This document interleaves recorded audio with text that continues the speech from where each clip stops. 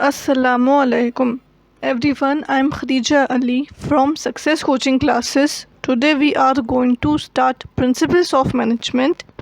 Here is Principles of Management Part 25. Significance of Organizational Structure. इसमें है allocate authority and responsibility, provide the pattern of communication, determines location of decision making, creates proper balance, reduces workload of manager.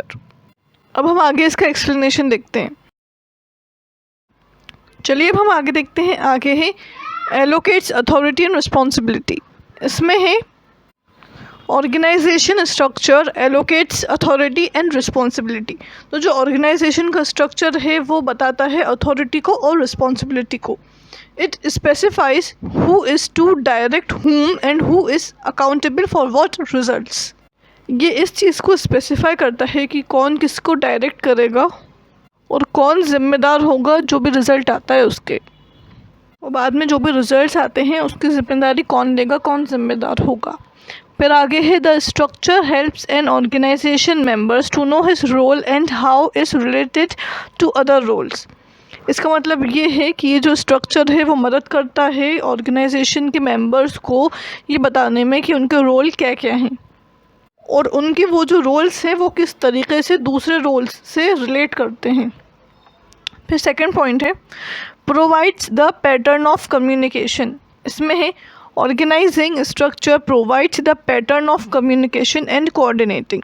तो जो organising structure है वो हमें क्या provide करता है, वो प्रोवाइड करता है कम्युनिकेशन का पैटर्न और कोऑर्डिनेशन का भी, कि कम्युनिकेशन और कोऑर्डिनेशन का पैटर्न क्या होगा. फिर आगे है bye grouping activities and people structure facilitates communication between people centred on their job activities. इसका मतलब ये है जब हम एक्टिविटीज़ को ग्रुप करते हैं या पीपल को ग्रुप करते हैं तो उससे क्या होता है, जो स्ट्रक्चर है वो ये फैसिलिटेट करता है कम्युनिकेशन को. वो कम्युनिकेशन बताता है लोगों के बीच में between people centred on their job activities. तो मतलब वो ये स्ट्रक्चर जो है वो ये चीज़ को बताता है कौन इंसान किससे कम्युनिकेट करेगा, कौन किसके अंडर है, कौन किसका सुपीरियर है, कौन सा सबऑर्डिनेट है. तो ये चीज़ें वो बताता है communication structure. Top level, middle level, lower level की टॉप मिडिल से कनेक्ट होगा, वो उससे कम्युनिकेट करेगा, मिडिल लेवल लोअर लेवल से कम्युनिकेट करेगा, ऐसे करके वो एक स्ट्रक्चर बताता है. People who have joint problem to solve often needs to share information. People जो लोग हैं जुड़ते हैं प्रॉब्लम को सॉल्व करने के लिए, उन्हें इन्फॉर्मेशन शेयर करने की ज़रूरत पड़ती है. चलिए अब हम आगे देखते हैं. आगे है determines location of decision making. इसमें है organisation structure determines the location of decision making in the organisation. तो जो ऑर्गेनाइजेशन स्ट्रक्चर है वो डिटरमाइन क्या करता है, वो डिटरमाइन करता है लोकेशन को डिसीजन मेकिंग की ऑर्गेनाइजेशन में.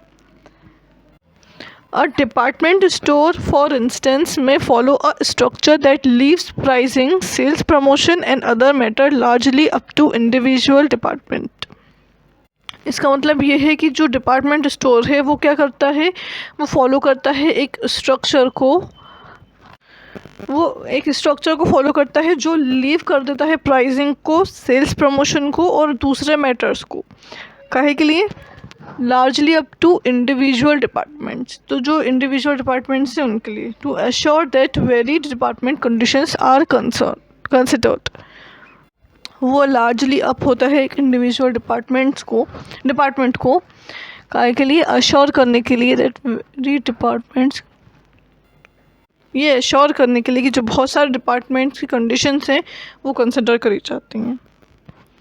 फोर्थ है वो इस चीज़ को बताता है कि हमारी जो लोकेशन है डिसीजन मेकिंग की वो क्या रहेगी, हम किस तरीके से डिसीजन बना सकते हैं, इस चीज़ को बताता है. फोर्थ पॉइंट है क्रिएट्स प्रॉपर बैलेंस. इसमें है organisational structure creates a proper balance and emphasis of activities. तो जो ऑर्गेनाइजेशनल स्ट्रक्चर है वो एक प्रॉपर बैलेंस बनाता है और एम्फेसिस करता है एक्टिविटीज़ को. Those more critical to the enterprise's success might be placed higher in the organisation. तो जो बहुत ज़्यादा क्रिटिकल होती हैं एंटरप्राइजेस की, जो एक्टिविटीज़ बहुत ज़्यादा क्रिटिकल होती हैं उनका क्या है, तो जो एक्टिविटीज़ इन्वायरमेंट की सक्सेस के लिए बहुत ज़्यादा क्रिटिकल होती हैं, ये उनमें क्या करता है, might be placed higher in the organisation, वो उस चीज़ को हायर कर देता है ऑर्गेनाइजेशन में। Research in a company for instance might be carried out for reporting to the general manager. तो जो रिसर्च होती है कंपनी में इंस्टेंस के लिए, वो कैरीड कर दी जाती है out for reporting to the general manager, ये रिपोर्टिंग के लिए जनरल मैनेजर को कर दिया जाता है, और the managing director of the company, या फिर किसी मैनेजिंग डायरेक्टर को कंपनी के। इसका मतलब ये है कि हमारी कंपनी में जो भी रिसर्च होती है उसको हम क्या करते हैं, उसको हम carried out for reporting to the general manager, उसको हम जनरल मैनेजर को रिपोर्ट करते हैं, या फिर जो मैनेजिंग डायरेक्टर हैं हमारी कंपनी के, हम उनको रिपोर्ट करते हैं। इसका मतलब ये है। फिर फिफ्थ पॉइंट है रिड्यूस वर्कलोड ऑफ मैनेजर। इसमें है organising helps in creating staff units which reduces the workload of manager. तो जो ऑर्गेनाइजिंग है वो क्या मदद करता है, वो मदद करता है बनाने के लिए स्टाफ यूनिट्स को जो रिड्यूस करते हैं वर्कलोड मैनेजर्स का। It enable them to concentrate on their management function. इससे क्या होता है, ये इनेबल करता है उनको ध्यान देने के लिए उनके मैनेजमेंट फंक्शन पे। इसका मतलब ये है कि जब स्टाफ यूनिट्स आ जाएंगे तो स्टाफ यूनिट्स के आने से क्या होगा, काम बढ़ जाएगा, और काम बढ़ जाएगा तो जो मैनेजर्स हैं वो अपने मैनेजमेंट फंक्शन पे अच्छे से ध्यान दे पाएंगे, उनके ऊपर ज़्यादा लोड नहीं होगा।